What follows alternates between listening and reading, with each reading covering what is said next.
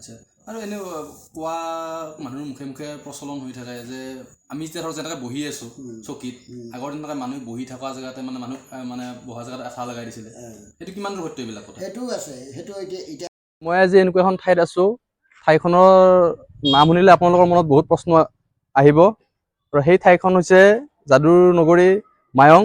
আৰু মই বৰ্তমান আছোঁ মায়ঙৰ গণেশ মন্দিৰত এইটো আপোনাৰ গোভালি বুলি কৈ এইখিনি ঠাইখিনি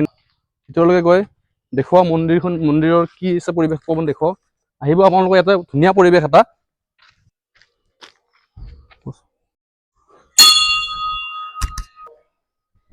গণেশ বাবাৰ দৰ্শন কৰোঁ অলপ দেখাব চেষ্টা কৰিম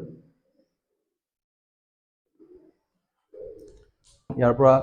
অকণমান আগলৈকে যাম গৈ মায়ঙৰ বিষয়ে অলপ কথা যিমানখিনি পাৰোঁ জনাম আপোনালোকক আপুনি ইয়াতে কিমান বছৰ ধৰি আছে ইয়াতে ইয়াতে 15-16 বছৰ ধৰি আছে কেনেকুৱা আপুনি ইয়াতে পৰিৱেশটো কেনেকুৱা পাইছে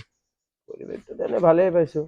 বাবাৰ পৰিৱেশ আৰু কি আপুনিতো ইয়াতে থাকে ইয়াৰ কিবা মাহাত্ম্য পাইছেনে আপুনি মাহাত্ম্যটো থাকিবই জিন্দা বস্তু না জিন্দা গণেশ বাবাৰতো এইটো থাকিবই হয় এইবিলাক নাথাকিলে আমি থাকিব নোৱাৰিম না আচ্ছা আচ্ছা ইয়াত য'তে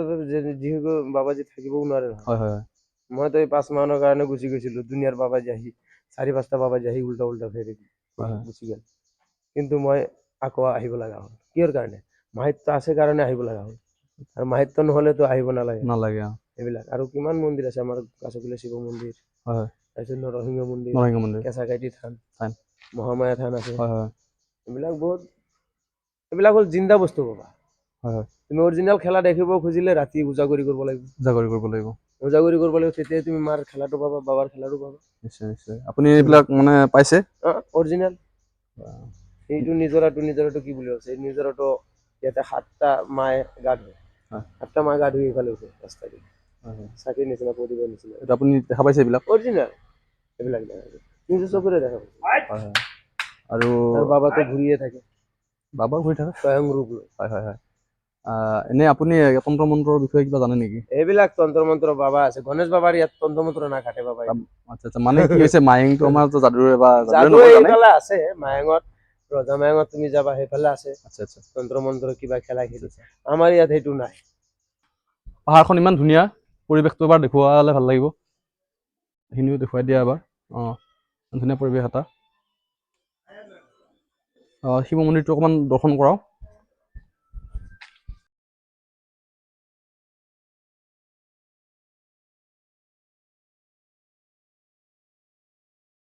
ৰাস্তাত আছে বহুত কিবা কিবি ঠাই দেখুৱাওঁ আপোনালোকক বলক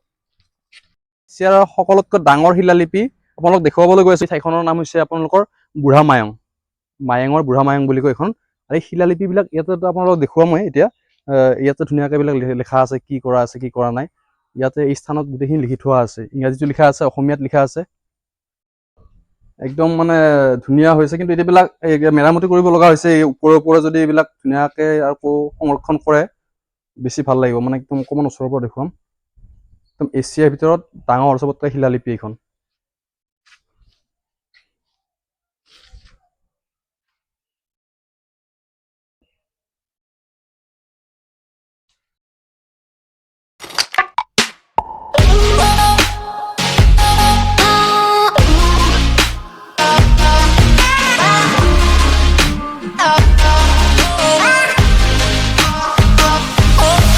আহি বৰ্তাৰ ঘৰত সোমাম এতিয়া বৰ্তাৰ পৰা জানিম অলপমান কথা কি কয়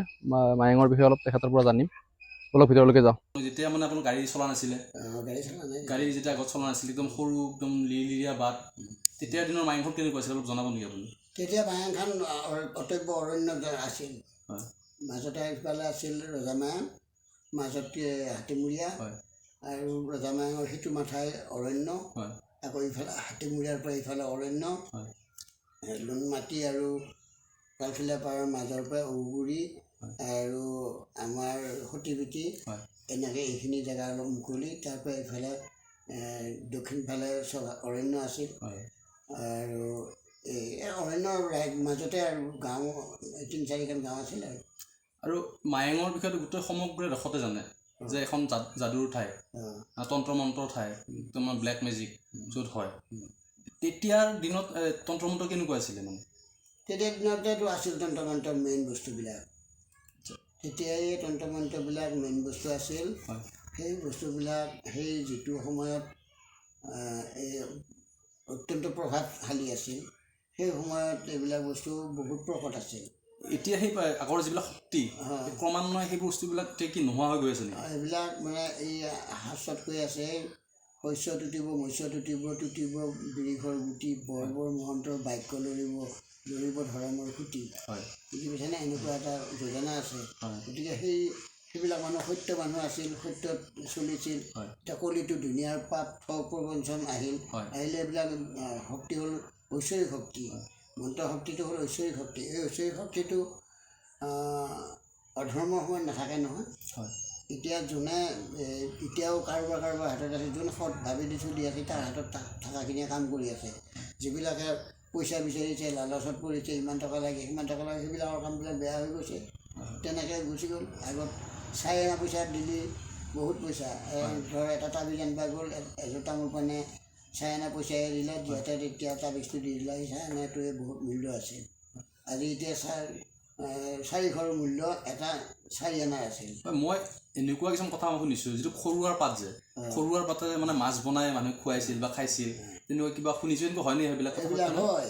এতিয়াও হ'ব সেই বস্তুবিলাক আপুনি পাইছেনে সেইবিলাক বস্তু পাইছোঁ সেইটো এতিয়াও হ'ব ৰাতিৰ ভিতৰতে সূতা কাটি যদি সৰুৱা গছৰ মাছ বনাবলৈ বিচাৰে ৰাতিৰ ভিতৰত সূতা কাটি পেলাই ৰং কৰিব লাগিব সূতাটো কমাই মাছটো যেনেকুৱা ৰং সেউজীয়া ৰং তেনেকুৱা ৰং দিব লাগিব সূতাটো ৰং কৰি পেলাই ৰাতিৰ ভিতৰতে সেই কাপোৰখন ধুই ওলাব লাগিব বুলি সৰুৱা পাত কেইটামান আনি পাতকেইটা কাপোৰখন দি ঝাপি দিব লাগিব দি মন্ত্ৰ মাতিব লাগিব মন্ত্ৰ মতাৰ পিছত এই মাছকেইটা তাতে সৰুৱা পাতকেইটা মাছ হৈ যাব আৰু এই শ'ল মাছ বনাব খুজিলে বগৰীৰ ডাল এটা কাটি আনিব লাগিব ডালটো কাটি আনি সেইখন কাপোৰ আকৌ বেলেগ লাগিব এই শ'ল মাছ যেনেকুৱাকৈ পখৰা অলপমান ৰঙা অকণমান ক'লা অকণমান ৰঙা এনেকৈ সেই আকৌ কাপোৰখনতো সেই ৰঙেদি কাপোৰখন বনাব লাগিব বুজি লৈ পেলাই সেইখন কাপোৰেদি যদি তুমি আকৌ কাঠৰ টুকুৰাটো ওপৰত ঝাপি দি তাৰ পিছত মন্ত্ৰ মাতা তেতিয়া সি মাছটো লৰিব কাপোৰখন লৰাব মাছ হৈ গ'ল এনেকুৱা আজিকালি কোনে সূতা কটা মানুহে নাই কোনে কৰি দিব এইবিলাক সেইটো হয় আৰু তন্ত্ৰ মন্ত্ৰৰ দিশে আগত যিবিলাক শুনিছিলোঁ তন্ত্ৰ মন্ত্ৰৰ বিষয়ে যিবিলাক মানে মানুহৰ ধৰক কিবা কাজিয়া লাগিলে ঘপককৈ মানুহজন বেমাৰী কৰি দিয়ে তেনেকুৱা কিবা আপুনি নিজ চকুৰে কিবা তেনেকুৱা কি দেখিছেনে আপুনি দেখিছোঁ কেইটা মানুহ মাৰাও দেখিছোঁ হয় দাৰু কৰি ঔষধ কৰি হয় হয় বান মাৰি এইবিলাক বান চলা সেইবিলাক আজিকালি এইবিলাক কাম নকৰে আৰু সেইবিলাক মানুহ মৰিও গ'ল হয় হয় মানে আগৰ যিবিলাক তন্ত্ৰ মন্ত্ৰৰ বস্তু আছিলে সেইবিলাক মানে এতিয়া ধৰি ৰাখিব পৰা নাই নেকি নাই তেওঁ লিখা পঢ়া নাছিল নহয় তেতিয়া লিখা পঢ়া নোহোৱাৰ কাৰণে মুখে মুখে আহিছিল বস্তুবিলাক তেওঁ যোনে যাৰ হাতত আছিল বস্তুবিলাক তাৰ উপযুক্ত ল'ৰাই নাছিল ধৰ ল'ৰা নোহোৱাৰ কাৰণে নিশিকালে কাকো কোনোবাই আগ্ৰহীও নহ'ল শিকিবলৈ সেইকাৰণে এইবিলাক এৰা দিলে আৰু এইবিলাক কাম কৰা মানুহৰ মানে আগৰ দিনত যোন তন্ত্ৰ মন্ত্ৰ কৰিছিল সিহঁতৰ ঘৰত ল'ৰা নহয় আচ্ছা কাৰোবাৰ ঘৰত ল'ৰাও নহয় ছোৱালীও নহয় আৰু এনেকুৱা শুনিছোঁ এই যিবিলাকে ধৰক তেনেকৈ আমাৰ তন্ত্ৰ মন্ত্ৰ কৰে মই শুনা কথা দেই এইটো মানে সিহঁতৰ ল'ৰা ছোৱালী হ'লেও মানে ভৱিষ্যতে মৰি যায় বা কিবা এইটো কিহৰ কাৰণে হয়তো এইটো অশৰীৰী আত্মাক প্ৰশ্ৰয় দিব লাগিব অশৰীৰী আত্মাক প্ৰশ্ৰয় দিব লাগি তাৰ হতুৱাই কাম কৰিব লাগিব কাম কৰি যেতিয়া কাম কৰিব তেতিয়া সি যেতিয়া সময়মতে তাৰ আহাৰ নাপায় তাৰ ল'ৰা ছোৱালী হ'লেও মাৰি দিব আচ্ছা মানে তেখেতসকলে সেই যিবিলাক বস্তু দি কাম কৰে মানে বাহিৰা বস্তু তেখেতসকলে পোহে নপঢ়িলে কেনেকৈ পাৰিব আচ্ছা মানে ভূত পিকাত তেনেকুৱা টাইপৰ বস্তু মানে পোহে তেখেতসকলে সেইবিলাক বস্তুৰে মানে কাম কৰে আজিকালি সেইবিলাক পালন কোনে কৰিব সেইবিলাক পালন কৰা মানুহ নাই নহয় আৰু সেইবিলাক কিছুমান ভয়তে মানুহে এৰি দিলা আচ্ছা কোনোবাই যাচিছিল যদিও ভয়তে এতিয়া মোকে কিমানে কৈছিল এইটো ৰাখ সেইটো ৰাখ সেইটো ৰাখ মোক ভূত জাপি দিছিল এনে কৈছিল এই দুটা ভূত আছে তই ৰাখ মই বোলে এই ভূত পুহি পেলাই মই বৈষ্ণৱ আমাৰ ধৰ মহাপুৰুষীয়া মানুহ যাই পেলাই এই কোনোবাই গছৰ আম গছৰ তলত যায় কোলা পাৰ কাটি পেলাই তাক মাটি চাগিত তেজটো দি পেলাই পূজা মন্ত্ৰ মাতি তাক ক'ব লাগে গতিকে আমি সেইবিলাক আমি বলি কথা নকৰোঁ গতিকে আমি সেইবিলাক ৰাখিব নোৱাৰিলোঁ এনেকৈ গ'ল আচ্ছা আৰু এনেও কোৱা মানুহৰ মুখে মুখে প্ৰচলন হৈ থাকে যে আমি এতিয়া ধৰক যেনেকৈ বহি আছোঁ চকীত আগৰ দিনলৈকে মানুহ বহি থকা জেগাতে মানে মানুহ মানে বহা জেগাত আঠা লগাই দিছিলে সেইটো কিমান দূৰ সত্য এইবিলাক কথা সেইটোও আছে সেইটো এতিয়া সেইডাল গাছ পোৱা নাযায় আচ্ছা আগৰ দিনত এতিয়া কলমৰ পাৰত নাও দি উজাই যাই থাকিল উজাই যাই পেলাই কোনোবা জেগাত এই গছৰ ঠানি কাটি আনি সচৰাচৰ ভুতৰা গাছ বা কহিমলা গাছৰ খুটি কাটি পেলাই তাতে ভাত বনাই খাই পেলাই গুচি গ'ল সিহঁতে এই ভুতৰা গাছ বা কহিমলা গাছৰ এই এক চাইডেহে জুই লাগে জুই চাইডত জুই লাগে বাকী চাইড কেঁচাই থাকে এই তাৰ পৰা যিটো পকা ওলাই পেলাই কি গাছত ঠানি হ'ব সেইটো ঠানি লাগে আচ্ছা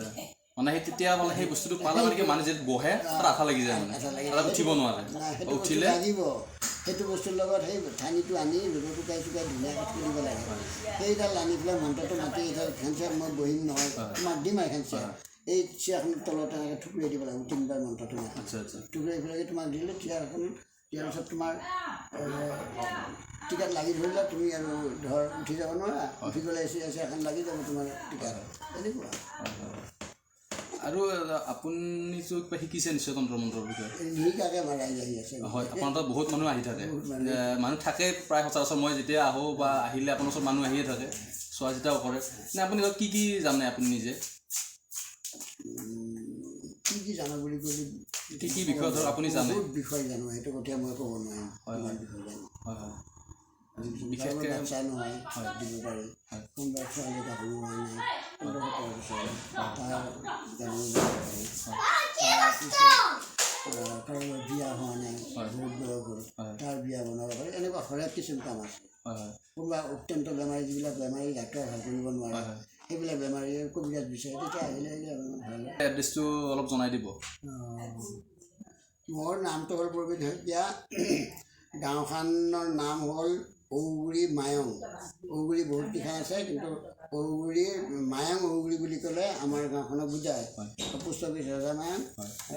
এই আৰু মানে বাকীখিনি মই ডেছক্ৰিপশ্যনত দি দিম তাতে চাই ল'ব চাই পেলাই আপোনালোকে যিমানখিনি পাৰে যদি কাৰোবাৰ কিবা ঘৰুৱা সমস্যা থাকে আহিব পাৰে আপোনালোকে ধন্যবাদ জনাইছোঁ